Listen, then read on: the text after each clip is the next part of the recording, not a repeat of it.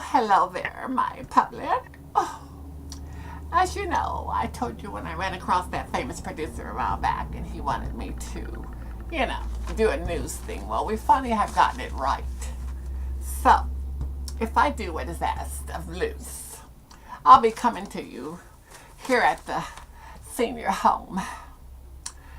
And I've joined this hotline where they'll be calling. And I'm sorry you can't hear the phone ring, but Luce is so sensitive to sounds and such. Excuse me, nurse. I'm sorry, nurse. It has nothing to do with what I was wearing. We go through this every time I'm ready to go on. You're more concerned, nurse, with what I'm wearing than you are with what it is that I'm supposed to be doing. Anyway, like I said, I've joined this hotline that they call. And if you're noticing the new background they've given me, it's kind of some subjects and topics may not be suitable for children, but I'll try to keep it old lady clean. But they'll be calling in, and what it's called is Ain't Nobody's Business. So when people don't get something or can't seem to understand what was written in black and white, they call the hotline of Ain't Nobody's Business. Okay, that's all I thought I would let you know. So, I do forget things quite frequently. That's what happens to us old people. So, hold on a moment. They should have done this. They never do anything right, as you asked them to do. Okay, now, let's see if we can get on. Oh, I'm sorry, nurse. I told you. I didn't realize the phone was ringing. Oh, goodness. Good evening. Thanks for calling Ain't Nobody's Business. This is Mrs. LaRue. How can I help you? The megalobe. What do you mean you can't believe it? Honey, it's not your business who's had the megalobe. Well, honey, the megalobe has nothing to do with you. What it is just the fact that the girls that wear, those long, big, dangly earrings, they give them what's called the megalobe. Yes, the megalobe. Well, then they should not be wearing them big, damn, dangly earrings if they don't want megalobes. Honey, remember, it's nobody's business if they choose to go and put those big earrings on and be called megalobes. Okay. All right. Do you understand now? Meaning if she wanted to put Donkey Kong on her lobes or call them donkey lobes or whatever, it's truly not your business. It ain't nobody's business. Like that terrible little dog that barks. It's not her business either, but she's always in my business. Okay, anyway, thanks for calling Nobody's Business. Oh, so nervous that people talking about they couldn't believe the megalobe. That's why you listen wear those earrings and stuff, because I just refuse to have the megalobe. More like an elephant lobe. Oh. I bully just a little bit, so I still will, my message is still don't try it. Now, you women, they say everything grows. Well, that means some people's ears have just grown. Quite a few old people around here at the, retirement home have what they call those megalobes, honey. Then they have planet lobes. Some of these old saggy-eared old women up here.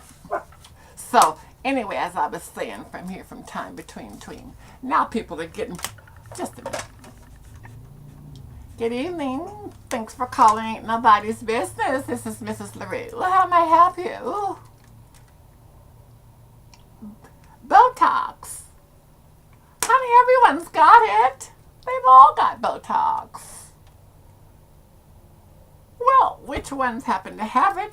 It truly ain't nobody's business. They can afford it. If they want to walk around looking like gazelles, or some of them looking like the ugly on the ape, or frozen face, or ice woman, that's their choice. I heard a while back one woman even looked like a leopard. Oh, what was that? Oh, it was a tiger. Anyway, it doesn't matter. But do you understand Botox now? Yes, sweetheart. If you want to freeze your face, you want to freeze your ass, freeze your lips and look totally ridiculous, it truly ain't nobody's business. Okay. All right. Well, thanks for calling. Anytime that you figure it's your business when it really truly isn't anybody's business, call again. I didn't need you to remind me about the phone nurse. This truly, as the show says, it ain't your business.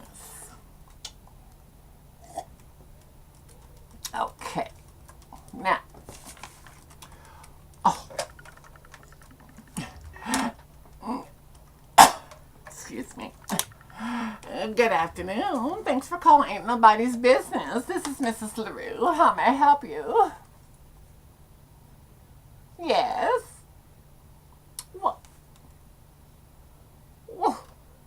Well, I most certainly. Those 20 Secret Servant agents that were paying prostitutes during the summertime. Oh, yes. Yes. I know, but they're always spending government money on such ridiculous things. Yes. And what do they always tell us? It's none of our business what they do with our money.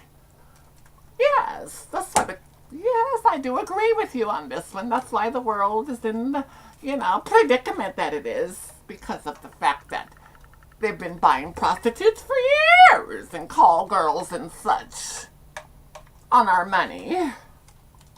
So what difference does it make? Janet Panella, whatever, Panatella of the Homeland Security. Oh, well, was she in on it too? Did she pay for the male prostitute in this situation? Oh, well, you don't know? Well, it ain't nobody's business anyway. Okay, all right? Okay, well, thanks once again for calling nobody's business. Okay, nice talking to you too. Bye, sweetheart. Oh. Myrtle, are you listening? I told you I was good. Myrtle, I did not borrow your leopard hat.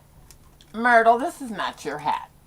You shouldn't have brought your ass down here today just because you heard I was broadcasting Myrtle. This is not your leopard hat. Gertie, did you call Myrtle? And tell her I borrowed her.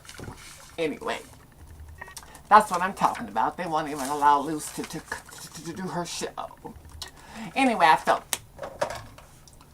good. Good afternoon. Thanks for calling Nobody's Business. This is Mrs. LaRue.